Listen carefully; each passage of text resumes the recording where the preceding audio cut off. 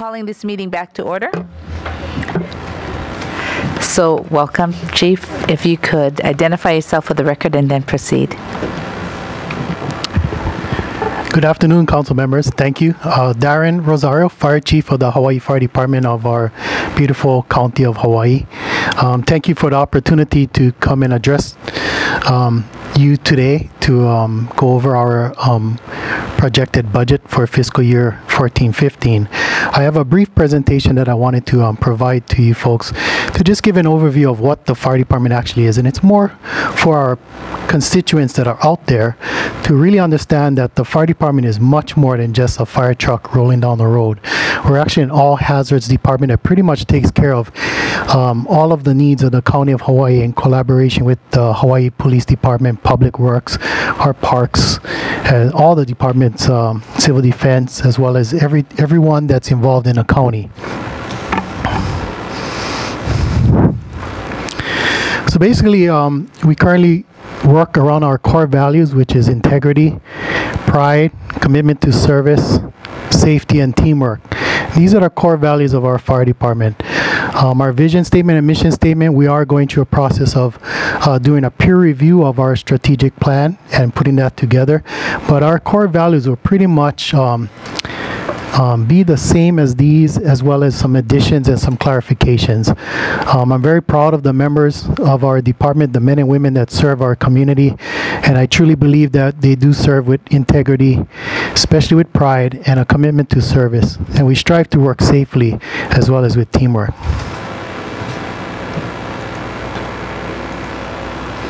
The organization of the fire department, the administration made up of the Office of the Fire Chief, oversees 3 distinct sections of the department: administrative services, emergency operations, and support services. So what is our administrative services? It's our office staff dealing with our fiscal section as well as our personnel section. And it's important in our budget because these are the personnel that actually work behind the scenes for our personnel that are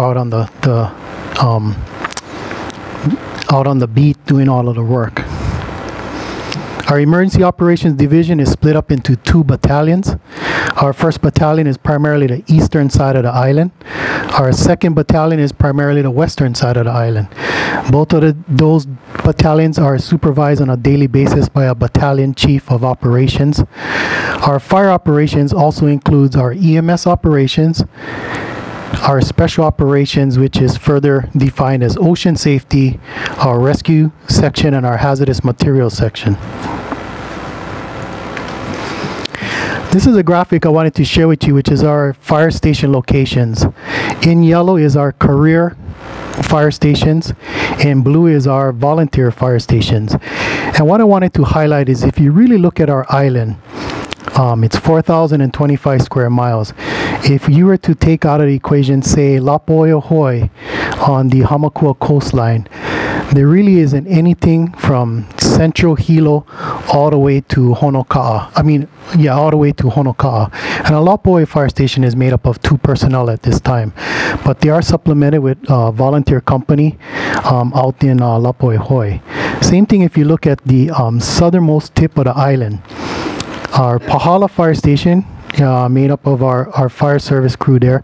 When you look at Na'alehu, it's basically our EMS department as far as code. So between Pahala and Captain Cook, we have Ocean View, which is another 2-man fire station up there. So a very big, large area that is serviced by a small number of personnel. And that's the nature of our island, and that's why the volunteer component of our department is so important, and that's why we support it.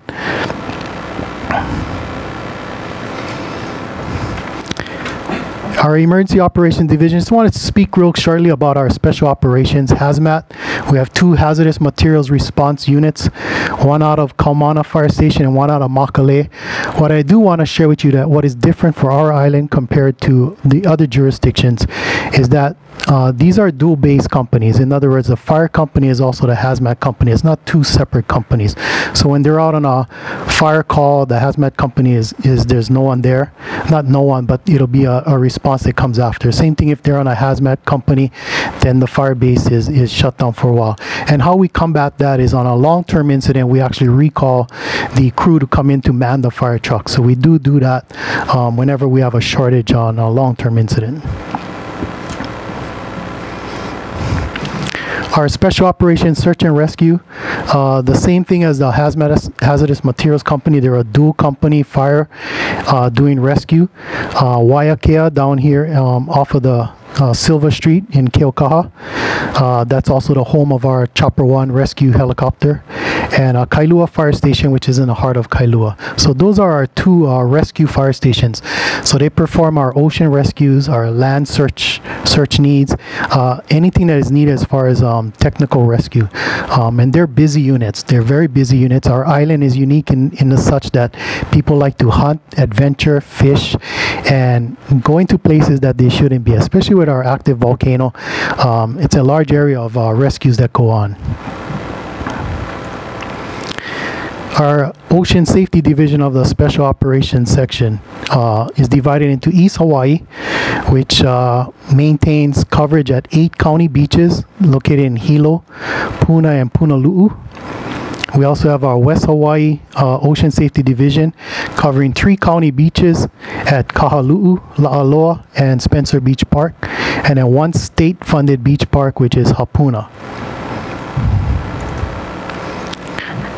Our Support Services Division is a division that has everything to do with supporting the operations. So they're the backbone to provide services for the men and women that are out there actually doing the 911 emergency calls. Our EMS Bureau supports the EMS operations out in the field, made up of 1 battalion chief and 2 fire EMS captains and a supply storekeeper. They're primarily in charge of all the training, supplies, and the big hurdle of a state budget, working through that state budget. And Battalion Chief Lance Uchida is here in the audience today. And he's an integral part of making sure that we're properly funded from the state for the services that we provide on our EMS side. And he's done an excellent job in supervising our EMS division. Our Auxiliary Services Bureau, made up of 1 battalion chief, and he oversees our distribution center, more commonly known as our warehouse, fire communications control center, our dispatch, and our fire equipment maintenance section. And our battalion chief Gary Komatsu is here, as well as Chief Mechanic Glenn Mayasato. And Chief Mechanic Glenn Mayasato has done an excellent job of maintaining our very fleet that we have out there. They work very hard, and I wanted to really commend them for that.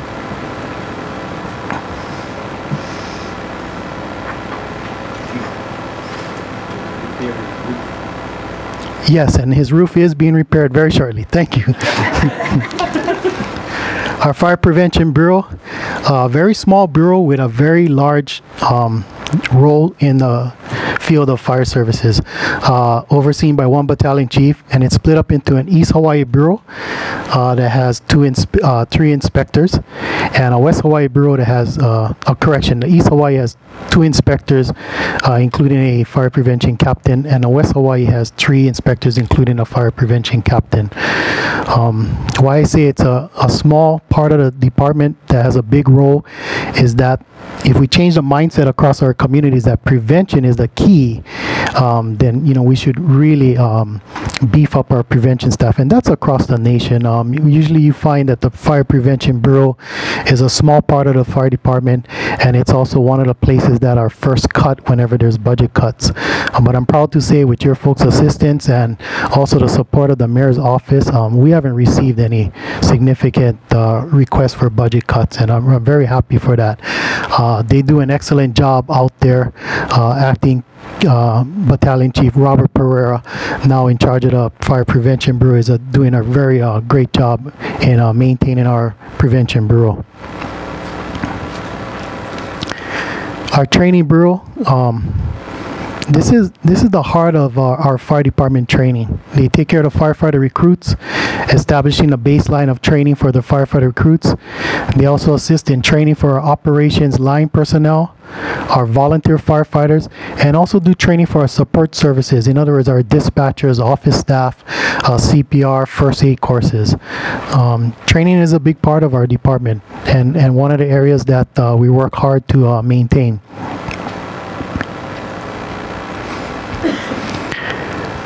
Aside of just being a fire department and responding to emergency incidents, we do a whole lot of other things. Primarily, one thing that we are here to do is serve our community. And our department, I'm proud to say that the men and women work hard to provide community service-based projects. And if you can see some of the projects that we do, injury prevention and public education. We're the forefront of injury fall protection across the state through our EMS Bureau. We partner with our hospitals, partner with our other agencies, and then we work at doing home visitations to ascertain if there's anything hazardous in your home that could cause you to become a victim and cause you to be a long-term hospital patient. So we're really proud of our community involvement there. Some of the other things that we do, we work with Living in Paradise, and a program on TV sponsored by KTA, doing monthly safety tips broadcasted. And it's because most of our kupuna watch Living in Paradise, and it's a show that we're able to give out some information on stroke awareness, cardiac, and so forth. We also work with our local radio stations such as Lava 105, also with Sherry Bracken, giving out tips on EMS, fire prevention, as well as just a general informational avenue for our public out there. Some of the projects we've done in the past, we've worked with the American Heart Association, American Cancer Society. We did a Cure for a Rose project. On Mother's Day, we would have our firefighting staff, men and women, deliver roses across our island as part of a fundraiser. And then our annual EMS Family Fun Run has become so successful that the Hawaii Police Department will be having their first annual run very shortly, following in our footsteps. So a lot of the things that we're doing for the community outside of emergency response. We also do community educational presentations. Once again, heart attack, stroke awareness to all of our elderly centers, and child safety seat inspections. We do annual training on that. In fact, we have another course coming up, and we make our fire stations, select fire stations, sites where people can pull in and get their car seats evaluated for effectiveness. Another big program we're doing is a hands-only CPR project throughout all of our schools. As you can see, we've trained, this is an older number, but well over 400 students across the state. Some of the schools you see popping up, Keao, Kamehameha schools, Kealakehi. We worked with Hawaii Volcanoes National Park, and now we're moving down to the elementary school level. And basically, CPR saves lives. Early detection, early notification, early CPR before the ambulance gets there saves lives. So what are our department responsibilities? First and foremost, the fire department is here to protect Hawaii Island community and its visitors from loss of life, loss of property. We want to minimize the socio-economic impact from emergency incidents such as fire, flooding, minimize our environmental impact from emergency incidents. We're here to provide for our employees as far as administration. I want to make sure that each of our employees get to go home to their families safely. And we do that by providing adequate personal protective equipment. And then lastly, as you can see from the previous slide, we want to be, and we are, a community educator, because prevention is key for everything. Looking at our budget, which is why we're here today, just a pie chart that's put up there. And thank you to my accountant, Melania Lorenzo, who put this together. But what you see there is how our budget is broken up. Fire protection, which is in a blue, which includes EMS, accounts for 86% of our budget. Ocean safety accounts for 5% of our budget. The rest of the items account for either 1% or less than 1% of our budget. And these are the numbers as far as our budget broken down in total costs for a total projected budget of $38.7 million.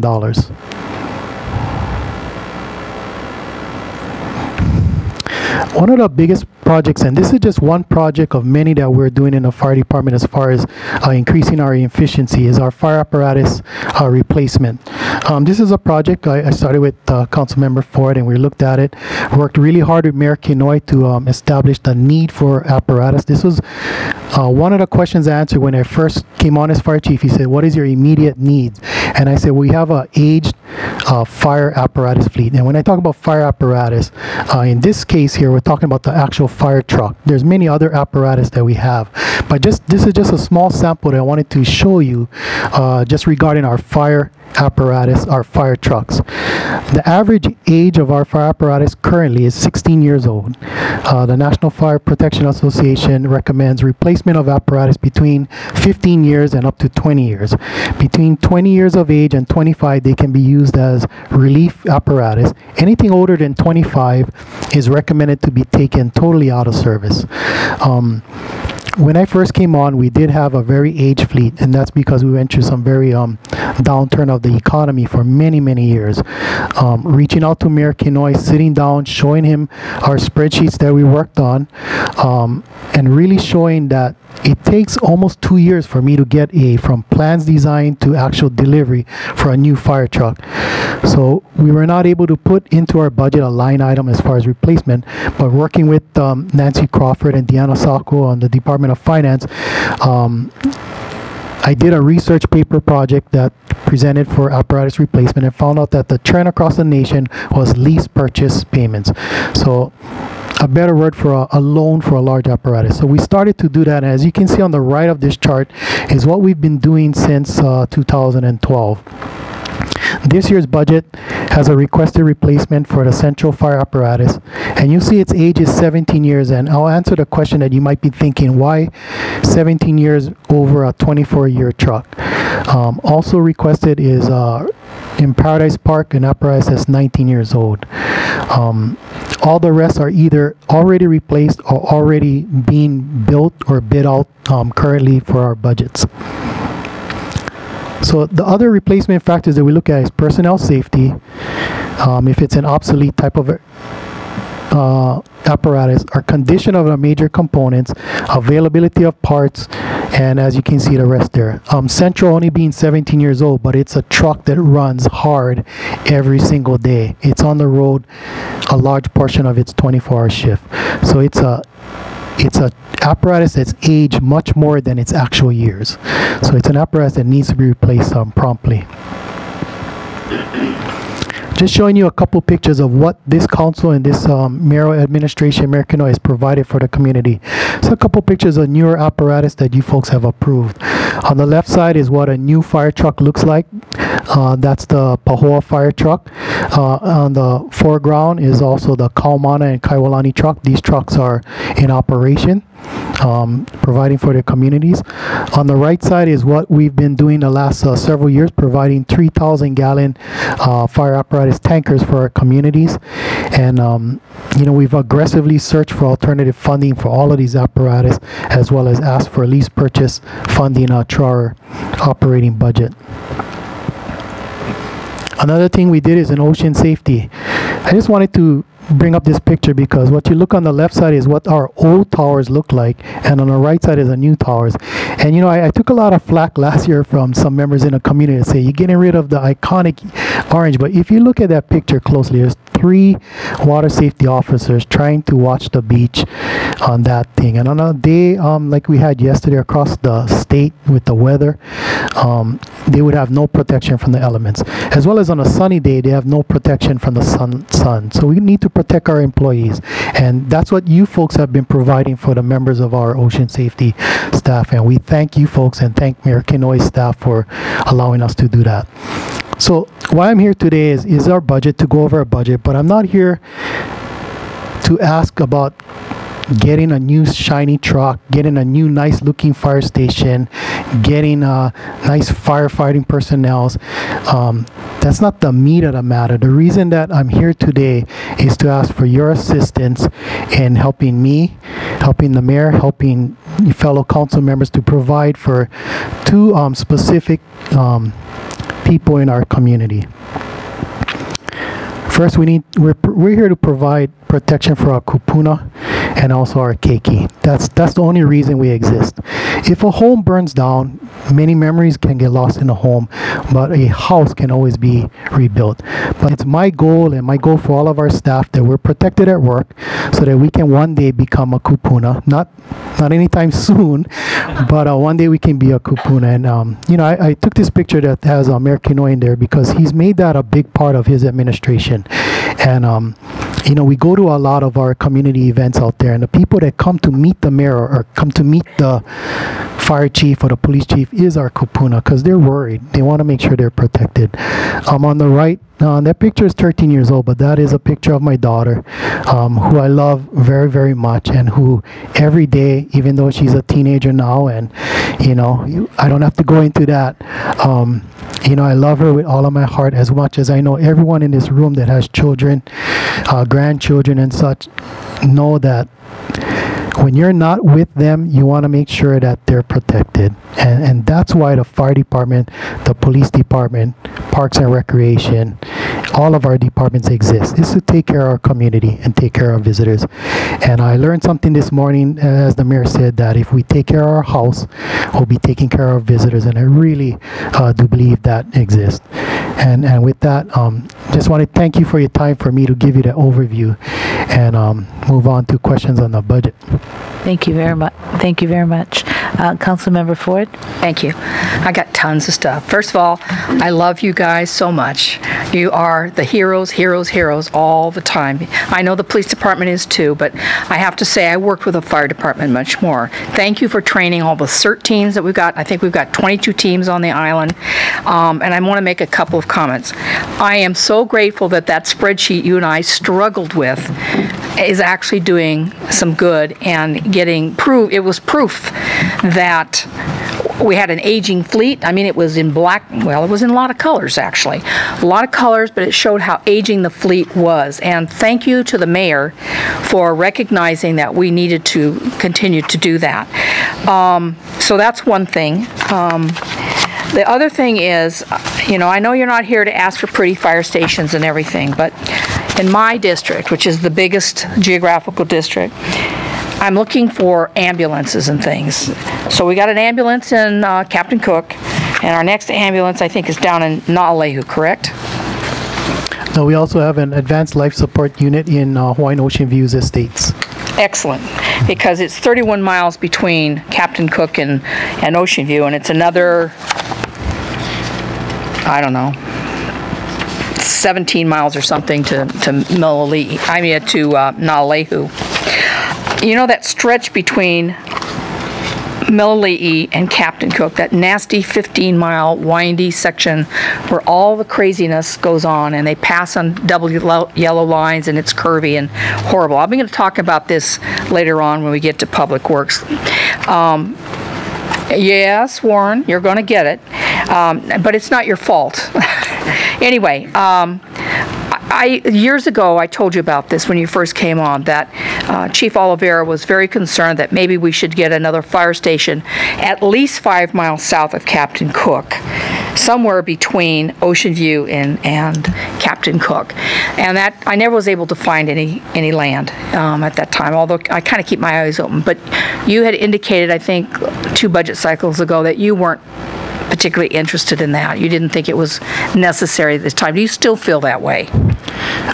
If I could just clarify, not that yes. I wasn't interested in a fire station. I think at that time I just recognized that the county was not in a fiscal state to fund such a project. Currently, just to share with you as far as ambulances services, we currently have 2 bills that are moving very well forward for a new ALS ambulance in Makale. which will provide some relief for Kailua, Keauhou, and Captain Cook medics, as well as Paradise Park, which will provide relief for all of Puna, as well as Hilo doing the backups. There is a definite need for fire protection down the southern end and southwest portion of our island, and I gladly would work with the council and the mayor when funding is available for projects such as that large.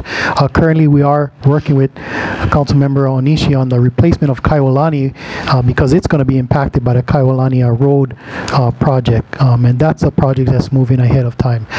So I just want to clarify, 2 years ago, it was basically based on there was no money for a project of that large size there. Okay. All right. So let me go on from there. I learned about the lease-to-own financing you're doing, and when I look in your budget, I see that this coming fiscal year, it's about $840,000 for apparatus that's being leased. Now, when you and I did the spreadsheet, I think this is at least 2 years ago. Anyway, when we did the spreadsheet, we were able to show that for the first, if we put every apparatus on its life cycle, that what we would need to do is expend $1.5 million for the first 5 years to just get the fleet up to where it needed to be, I think, C or above. We wanted to get rid of all the D's and the F's on the apparatus.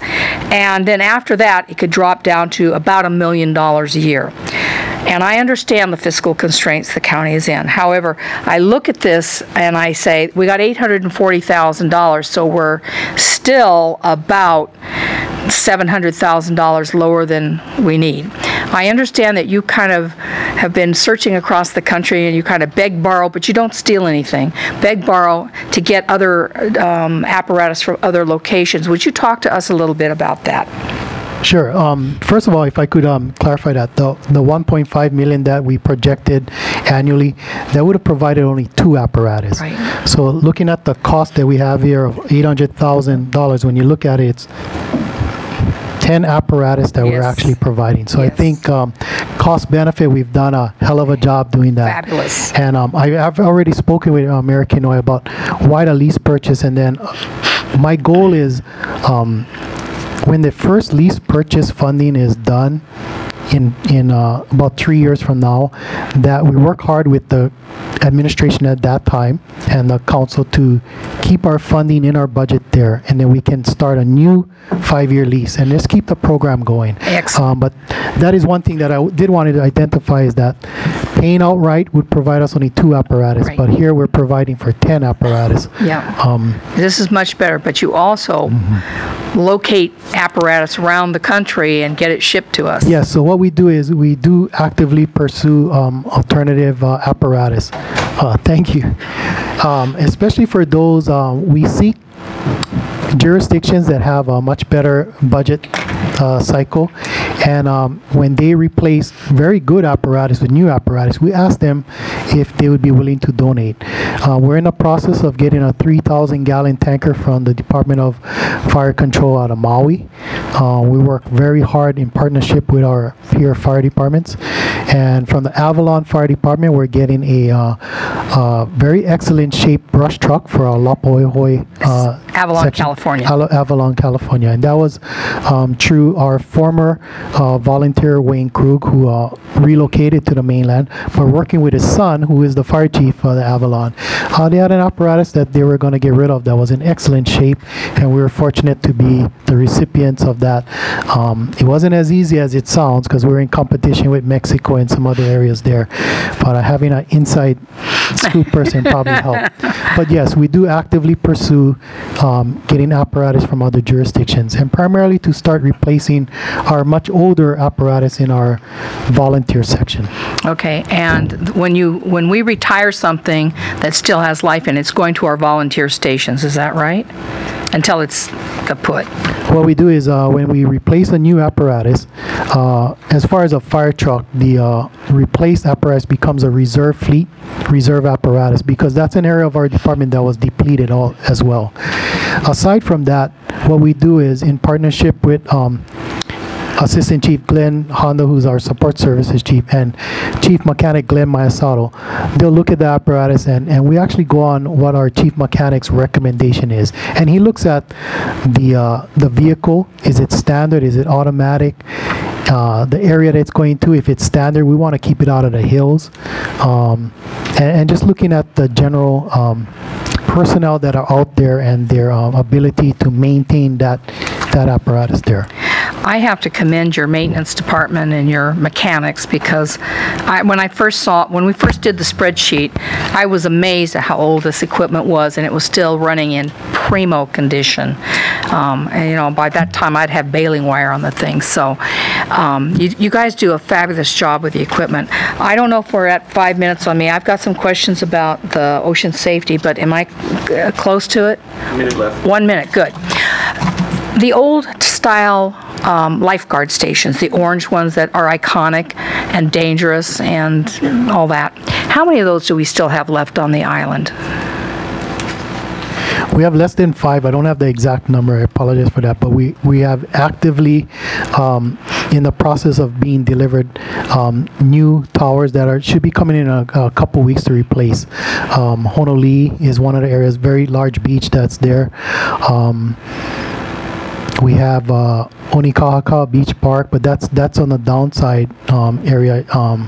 Right now, it's a very small beach park compared to the rest. But in our budget, we still are moving forward with replacements of all of that. And it'll take us maybe another year, and we'll have all of them replaced. Okay. Yeah. All right. Because I remember when we first started this replacement, this was before you were the chief, but the council members were actually, we had larger contingency funds at that time. And the council members, including myself, Emily, and P. Hoffman, all spent $50,000 each to buy 3 units, and then the shipping crate that come in holds 3, and I paid for that for the $10,000. So apparently there's enough in your budget that you don't need funds from us for those towers over the next year or so. Correct. Mayor Kinoy did fund us for replacement towers in last year's budget, and that's what's about to arrive on our island in the next couple of weeks. Okay, thank you. I yield.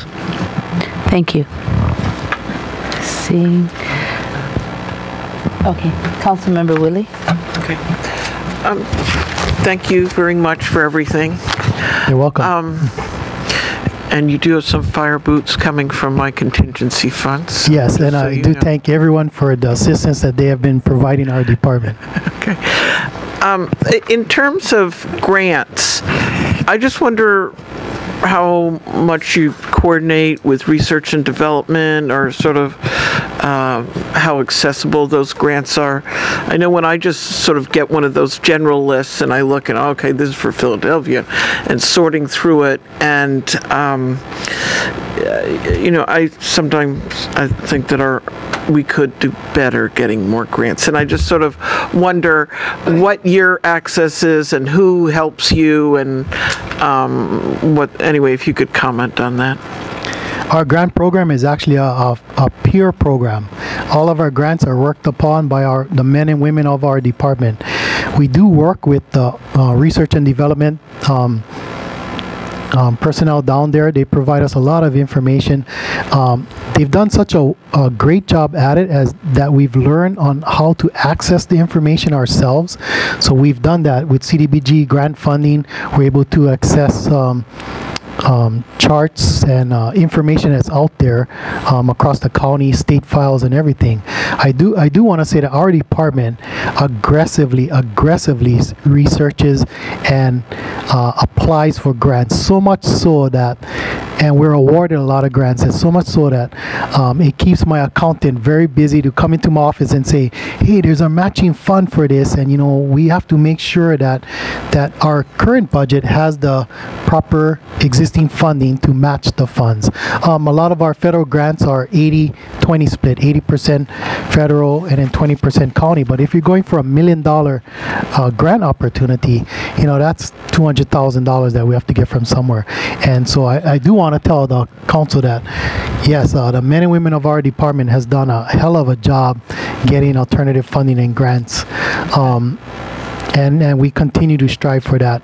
We've had an excellent track record on grants, and we'll continue to do that. Okay, well, I'm really glad to hear that. Thank you. And in terms of the volunteer programs, sort of what the status, in other words, how much help do you need getting more personnel, or where are you in terms of live bodies? I mean, South Kahala is certainly a high-risk area, and we do have the volunteer programs. But on the volunteer program, they do recruiting on all of our public things such as Fire Prevention Week, our EMS Week activities. They do some fairs on their own with approval, and they do actively recruit. One of the things with the volunteer program is you have to volunteer within the community that you live in. Our volunteers, Hawaii Island is made up, most of our volunteers are retirees. So we actually had to change our mindset as far as volunteers. We're not putting them in situations such as making an aggressive interior attack on a house fire. The majority of our volunteers want to come with their apparatus, provide water from the outside, help with our brush fires, and we've done a really great job of bringing them up to that level. We have an extensive Firefighter 1 program, which is a training program that we send all of our recruits through also, and our volunteer trainers go through that program with all of our volunteers. As far as needs across the island, our biggest challenge in our volunteer division is if it's a new station comes up, it comes at a cost. It's about $1 million to start up a volunteer company. Looking back in the past, I came from an era where a community needed a volunteer fire station because their response time was out of any applicable thing that insurance would allow. Sorry. And there was times when a volunteer company was stood up. They had no truck, they had no home, no equipment, but they were volunteer companies, so and so.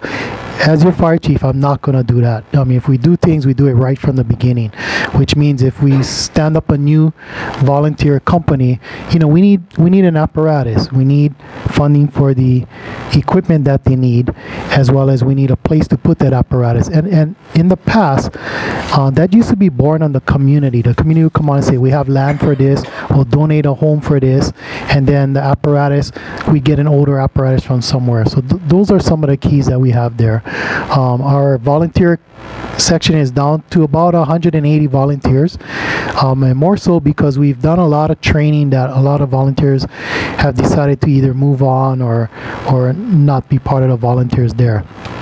They are a very integral part of our department, and they are part of our department, and it's made up of a great abundance of great men and women out there that come with different varying needs as far as how much they want to put into the role of a volunteer. But it is a program that we continue to work towards making it more successful and a bigger part of our department as far as integrating them as far as being part of our family. Okay.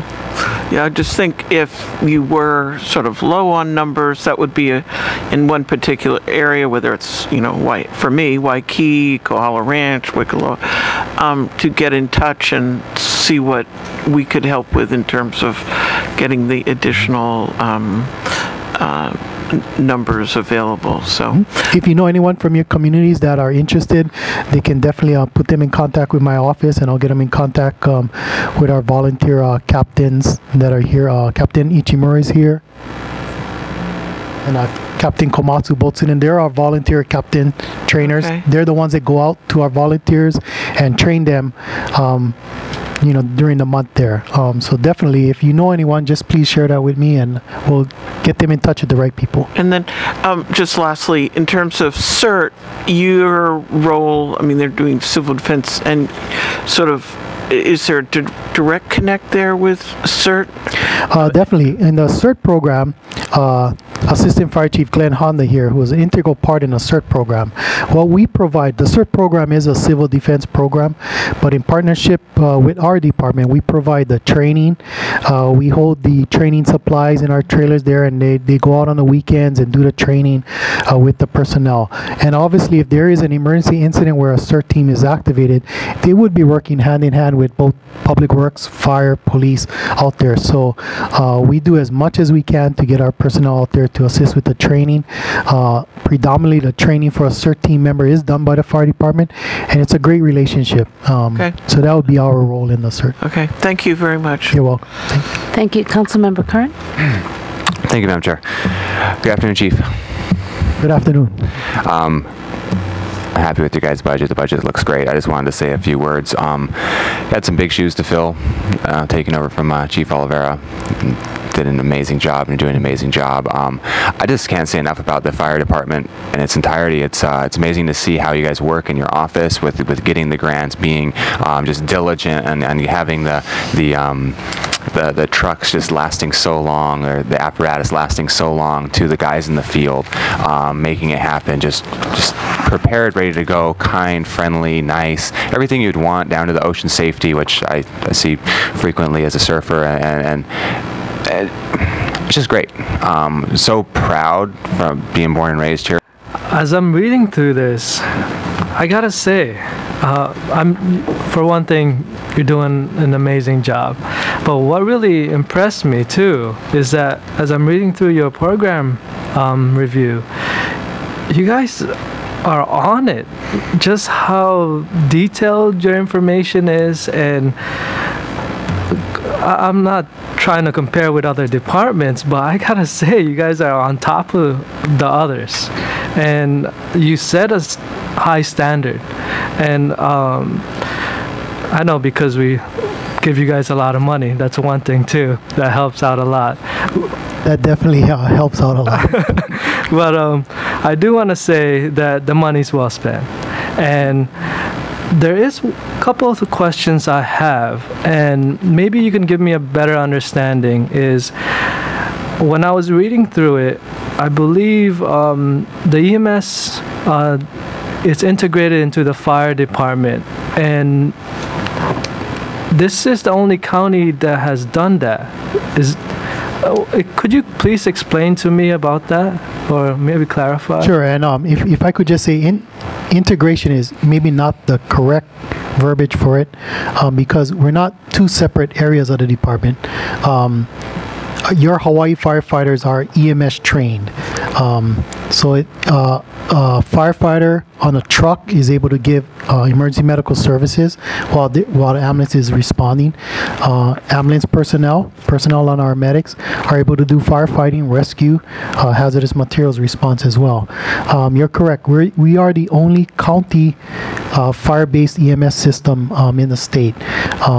Fed Fire, which handles now Hickam, Air Force Base, Wheeler, and their one big department, is the other agency that does fire-based EMS. And we're really proud of our system.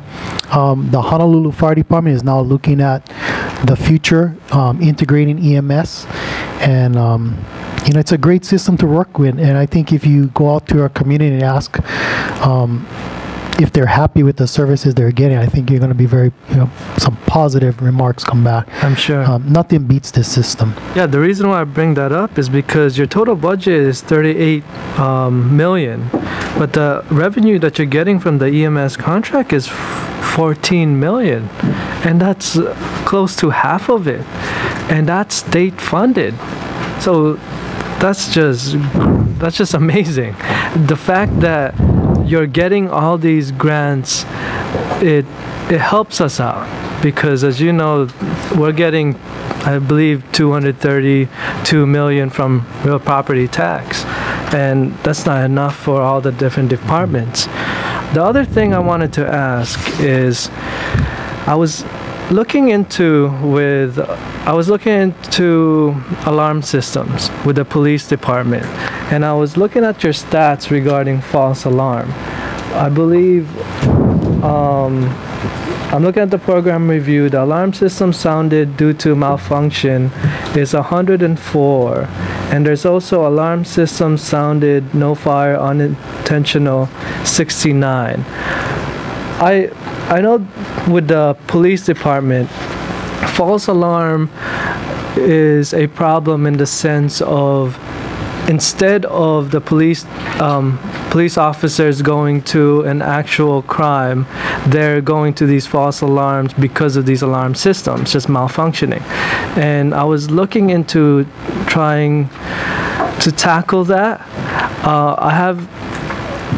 I can't talk about legislation, but I can talk about your program. And I wanted to ask you, how does the false alarm affect the calls that would otherwise they would go to an actual call? Instead, they go to a house that is a false alarm, and they just have to do the paperwork. It takes time. They could use that energy someplace else. And I wanted to get your opinion about that issue on false alarm. It's an excellent question. One thing that we do not want to do is provide for a program that penalizes the person that makes the false alarm. I agree. What will happen is someone will decide not to call 911.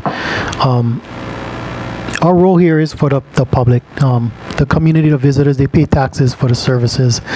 And I truly believe that when a call comes in, we'll respond to it as an emergency call until told otherwise. Some of the things that occur out there is, say we have a 911 call saying, I see smoke coming out of my neighbor's house and I'm not sure what's going on. I hear the smoke detector going off. That'll be a full emergency response. The first engine reached there, they do a quick scene assessment, realize that it's a pot on the stove. They'll cancel the other units that are coming in. That's one of the calls that can be canceled en route. Other false calls, a lot of times when there's storms, all of our businesses fire alarm system starts going off. So we're looking at some changes as far as normal protocol would be a response of all of the units assigned to an incident safe. With an alarm sounding in a business in downtown Hilo, that would be a response from companies 1, 2, 3, and 4, which is our 4 fire companies in the Hilo district. Looking at thinking outside of the box of just a standard fire alarm sound and just sending the initial unit, and then if something is going on, then send the others. It's one of those that you need to outweigh, and I say that because of true experience. 2 of the largest fires that I've been on as a firefighter, Waikea Villas fire, they had 3 large fires there, but their main administration building fire, as well as the a furniture store here in downtown Hilo, came in as fire alarm sounding. So just that, fire alarm sounding. But on both those fires, they were so large that once you came down and opened the apparatus door, because they were in the middle of the night, and you see the glow of Hilo, and you know a volcano is not erupting. Those are significant fires that just were detected by an internal fire alarm system that was triggered at our dispatch center, and then the alarm came out.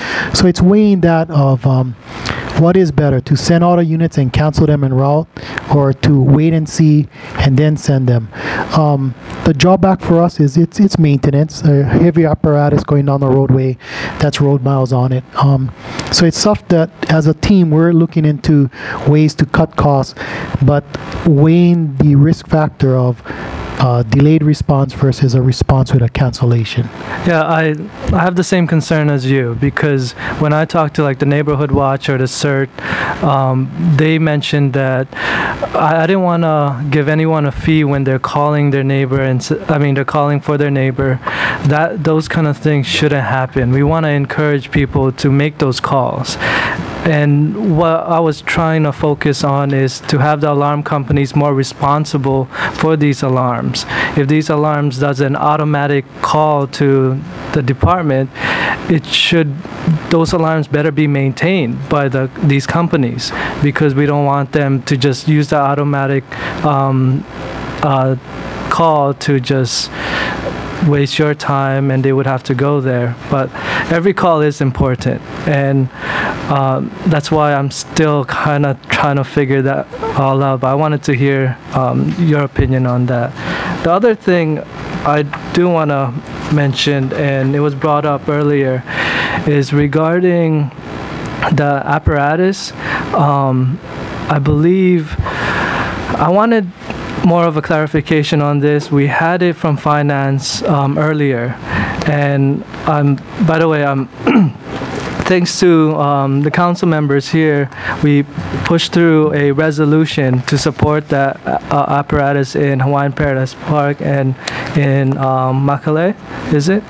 And so Or the ambulance units. yes. Yes. So we, not only the fire department, but the backing of the council also provided that testimony.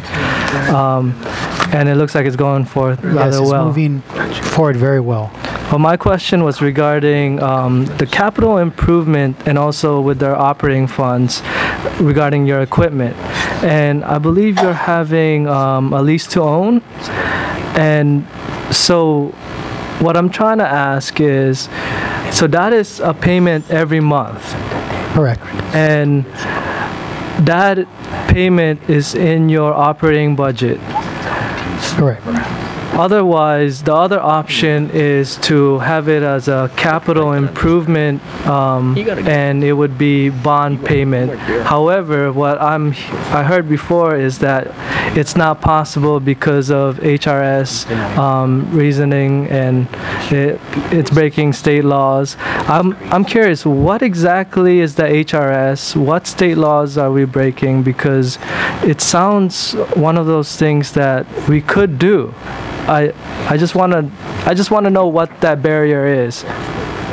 If finance or yourself could let me know. Thank you. As far as my knowledge is just that we're not able to do apparatus purchases with capital improvement budget funds. As far as the specifics, I'll turn it over to, I think, as I said earlier, we have talked to bond council. It's really the rules on using bond funding towards equipment. But in addition to that, our capital project fund is not used for equipment purchases. We don't let departments buy even little pieces of equipment from there.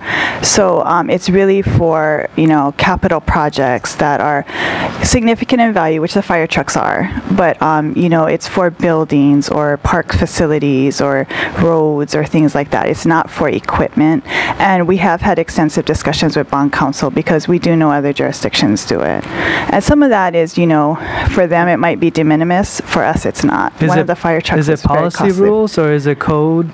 There's some things in the HRS that are specific as to what the bond money that the counties borrow can be used for, as well as the IRS. Is it possible to send me that information? I don't have it with me, but I can look for the reference again. Okay, thank you. And I just want to say, before I yield, is keep doing a great job. I gotta commend Council Member Ford. She's really into public safety, and we are all into public safety. Where her main focus is in that field, and I'm jealous because she had more time to work with you, and I wanna lobby for the fire department, but I just haven't had the time to do it, and I need to make the time to help you guys out because you're getting more than half of your funding through the state, and you're actively getting more funding from different grants, and I want to help you guys out as much as possible. I just never got around to doing it, so I feel bad. Thank you. Thank you. Councilmember Onishi. Thank you, Madam Chair. Good afternoon, Chief. Good afternoon. But first of all, what I wanted to say is just thank you very much for you and your staff support for helping with the relocation of Kawalani Fire Station. I think that's going to really help out the district, and also, but with the problems that was being faced with that widening of Kawalani Street. So, thank you very much for you guys' support and all you guys' hard work. The council just recently approved some funds, some contingency funds going to the life-saving program. And so at that discussion, I had mentioned that, if it's possible, I wanted to maybe amend your budget to put in $5,000. So that way, every year, you would have $5,000 in there to help with replacements of the bracelets and also with replacements of the batteries. Because I think the last one was from like the state or federal money that you folks had gotten, and that ran out. And then also, I guess Mr. Kanuha and Mr. Yoshimoto had given some funds to that too, but then I think that might have depleted too. So yeah, and Ms. Ford is going to be doing some too, but I just wanted to stay because in case like economy goes bad again, council members might not have that funds, and with the aging population, the retirees that are going to be coming here, and also the ones that are here already. So we need to prepare for the future. So, any comments on that? Well, one of the first things is that it is a new project of ours that over the last several years. It's in its infancy stage, as well as I have to match the demands of the public with also the demands and the capabilities of my staff. Currently, we have Battalion Chief Gerald Kosaki, who's in charge of this program here. And with some volunteers, he goes out and they put the bracelets on and get that going. So before we move forward and getting it to a larger scale, we have to make sure that the demands of the large scale can be met by our department. Definitely, as far as having it funded within our budget would be a great idea. I would not want it to come at the expense of, say, another department. Battalion Chief Kosaki is not here today, but the initial startup cost that we asked for assistance with the contingency funds was to provide also for the tracking devices. That is the high cost. The bracelets, the additional cost, the annual maintenance and the bracelets cost is going to be low key after this, lower amount. So I think we're in a good spot with your folks' assistance, and thank you very much. We're able to purchase the tracking devices and get the programs, our stockpile at a point where it'll be ready for the public there.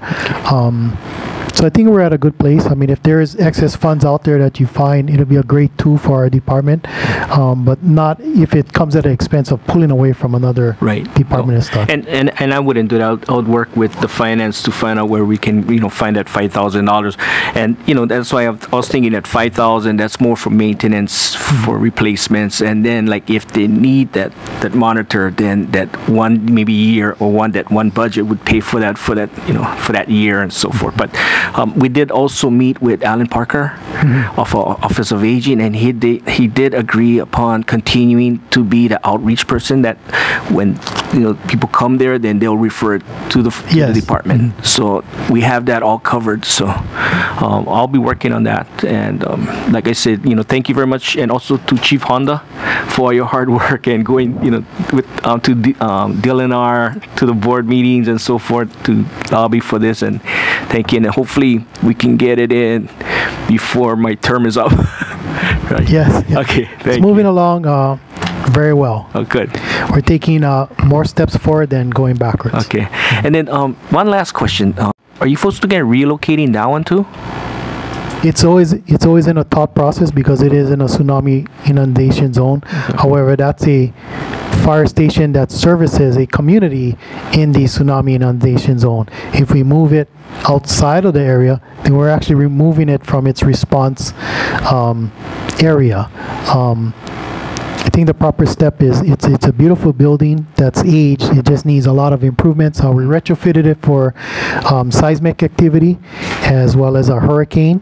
And the next step is maybe for water intrusion would be the next step. A key thing that we do want to move out of there is our maintenance shop. And the reason for that is the apparatus, which costs a lot of money. If they're in the shop, they're there for repairs. They may not be easily removed in a time of evacuation. And we ran out of space in there. We're working with a staff that's the same as when I came in 1990, but we're about to hire another mechanic thanks to our budget from last year. And we look forward to evolving our maintenance shop to even include in the future a West Hawaii division maintenance shop. I see. I mentioned that this is someone called me, I think, and they called me and they mentioned about, I guess, Waikea Station was getting relocated, so they wanted to use it for the station for something else. So, but that's why I kind of mentioned that.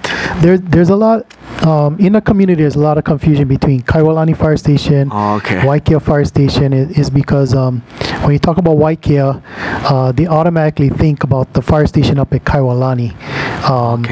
And that's where the confusion comes from. Now, would the old Hilo Airport be out of that tsunami zone?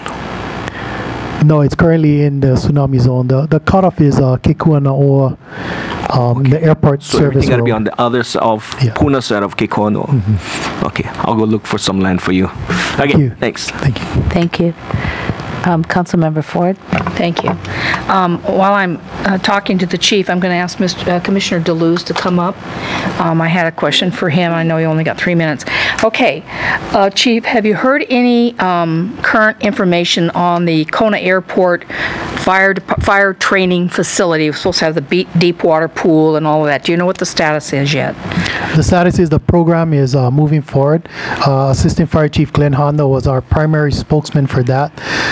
They had the final meeting as far as the plan putting together, and I believe the plan is now in its final review going forward. But it is a project that's built out over 20 years. Right. But the project is moving forward. Their new fire station is currently being built. I don't know the estimated completion time, but if you drive past there, you'll see it coming up. It's right below the new tower, and that's the whole development site of that projected multi-training venue site. All right, thank you. That will serve the entire state, all the fire departments Yes, in it's the state. a training venue for the entire state. Yeah, thank you. Okay, the other thing is, I want to talk about Project Lifesaver a little bit more. I had talked to Gerald about this, and I know you guys would be strained to some extent if you got a real influx of requests for these bracelets, and I had suggested to him that perhaps we could go out to bid with for a nonprofit that would do that portion of the job and take that burden off of you guys, so that we could expand it. I know that Mr. Kanuha and Ms.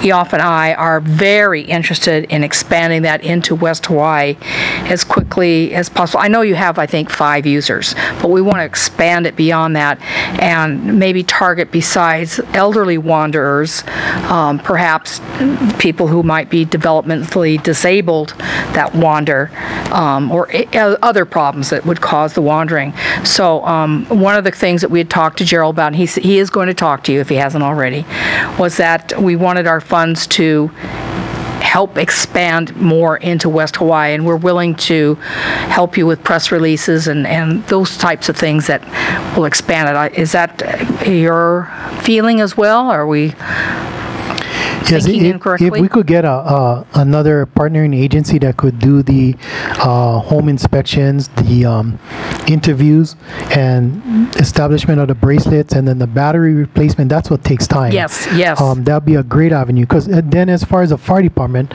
well, we'd be in charge of maintaining the tracking devices, right, and then responding to the incidents there, and as well as referring community members or community members that we get contact with on emergency calls. Right. So that's something I know we have a meeting set up for next week with yourself, and Chief Kosaki is on the main line right now, but when he returns, and we can get into a great discussion on that there. Okay. I think that's the key part that we'll need is a partnering agency to help us with that aspect of the program. Right. Because we don't want to burden you guys with something that's it's not that it's Manini. It's very, very important. But to pull all of you guys off the line, if you will, to do that, I think is not an efficient use of your time. So that's what we're looking for. Thank you. Okay. So that was the 2 things, and that's all the questions I have for you, but hang on, there may be others. Mr. DeLuz, you're from the commission, and I know you only got a 3-minute testimony time, and I'm not asking you to talk a lot longer than that. I know that you're integral as far as working with the fire department, and I just want you to have the opportunity to say anything else that you didn't have time to say before. We already learned that we can't buy equipment for our fire department with capital funds, which was something I just started salivating over, but I give it up real easy. But are there other things that you as a commissioner or the commission sees that we need to think about? Because we don't often communicate with the fire commission. So are there things that you would like to see happen and let us know about that you didn't have time to talk about? Thank you for the opportunity, and again, appreciate the input. I think some of the challenges, unfortunately for us, is understanding the capacity of maintaining services on our island. For example, as the chief had pointed out, Lapoihoi, although it's a recognized fire station, has only 2 staff. And ideally, if I recall correctly, Chief, we need a complement of 7 Or minimum of It's 5, right? minimum of 5. Right. 2.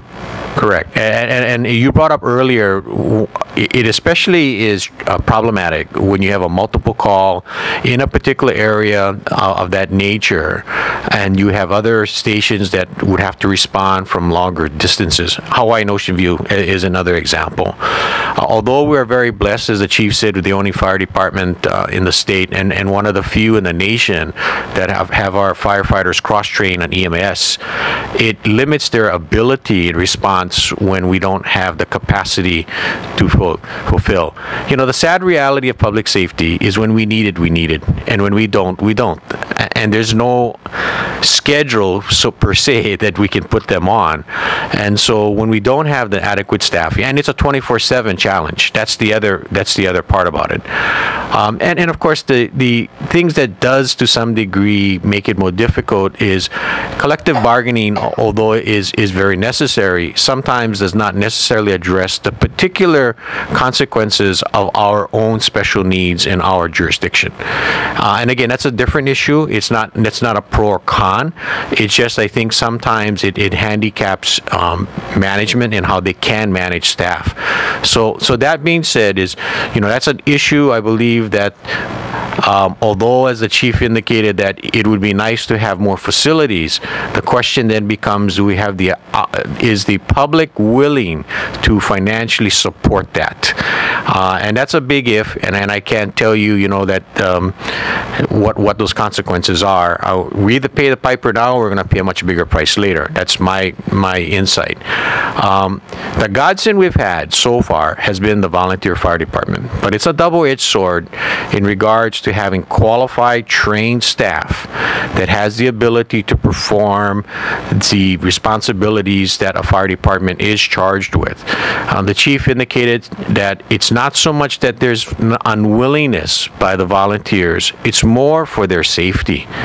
He gave some specific examples at the last volunteer fire captains meeting, and so it's not an issue, again, do we want them to do it? It's an issue is, can we train them adequately? Can we give them the necessary gear? But more importantly, are we putting them in harm's way? And so it's a definite balance in understanding those circumstances. Now, without them, we would definitely be in a worse position. That being said, we're in a unique situation because we have been very collaboratively working with collective bargaining to allow that. And so that's a very unique partnership. And that's the other thing that I think happens probably in very few places other than this island on collaboration.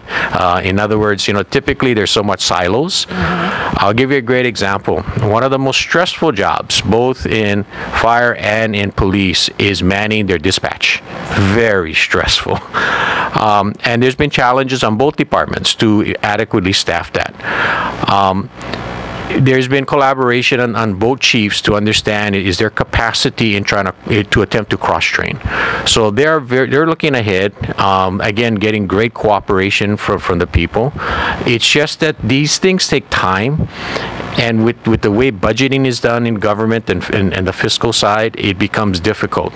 Now, the greatest challenge for me with any of the public safety budgets is that when we are in a fiscal crunch, and because of this issue in how operational funds will have to be diverted primarily to support payroll, it puts a humongous burden on deferred maintenance. And I don't know how that could be addressed or how that could be re-looked at within the context of how we budget. But we have been blessed in the last 3 years, Chief, that we've caught up some.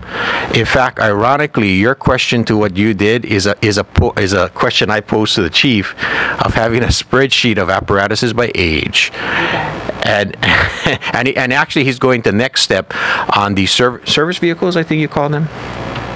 Support services Correct. vehicles. And additional apparatuses in regards to necessarily not having engines attached to them, but are indeed needing to understand maintenance. Pickups? Yes, Okay, everything's on. Oh, good. It just might not be updated for this last budget thing, but everything's there. And so actually, my reason for that is what I wanted to, and which you folks have done, is to actually extrapolate a cost avoidance of maintenance versus replacement, which you folks have done a fantastic job. But in the times of this, in these times when money is cheap, do we need to make to an understanding to buy a little bit of hope for the next 5 to 10 years, anticipating that we may not have that opportunity? So again, from our perspective, I think the chief does a great job. Our goal is to try to express to him how can we help him increase the efficiency and productivity, and of course creating the necessary opportunities within the community, so more public awareness, and having them be more participatory in that regard. Lastly, I think one of the greatest challenge has been integration of the water safety side. It has not been easy. I don't think the public appreciates and understands the complexity sometimes. A great example is Hapuna State Beach Park. But that being said, I think that's more of an issue as far as people not maybe understanding what public services have the capacity of being delivered, and then what are personal responsibilities. So that being said, I appreciate the opportunity, and thank you for allowing my comments. Thank you, Mr. DeLuz, and I appreciate it because I don't think I've ever had a fire commissioner come to the council and talk to us about anything, so I appreciate that. And if you, Chief, want to make any final comments, that would be fine. I'm still promoting the jet ski program. Okay. I want it. Can I? Thank you. Thank you, Council. Yeah. Thank you. Yeah, and now I get a chance. And I just want to say thank you. Thank you for your leadership. Thank you for allowing Chief Honda to work with me out in the Hamakua area when the needs are there, and meeting with the community and having easy access to you. So that is wonderful. I want to thank you for the volunteer firefighter program, because that's the only one in the state. We're the only ones that have that, so that's unique for our island. Other counties have been asking about it, when we're visiting, so that's a plus for you. And I just want to thank you for securing the lease on the Powillo property to house the Powillo volunteer fire truck there. You're welcome. Chief Honda was the integral part of working that lease. Yeah, there. So I think pretty soon we got a blue spot in Powillo. Yes. Right? I see the blue spot was missing, so I put a blue spot there for you. Oh, thank you. And I did the red circle around it. And I want to also thank you for looking at Laupahoehoe and recognizing the needs out in the Laupahoehoe station. And like Councilmember Onishi will be looking for property, I know that the Honaka'a fire station, you have outgrown that. That is a very small area. I don't think the fire truck even fits in does it fit in? The current fire apparatus fits in it. Okay. Its replacement that is going out to bid will also fit in the building, because one thing with a new fire truck, it's custom built. So we design it to fit. But you can fit one. I think, it's just one apparatus. One only in there.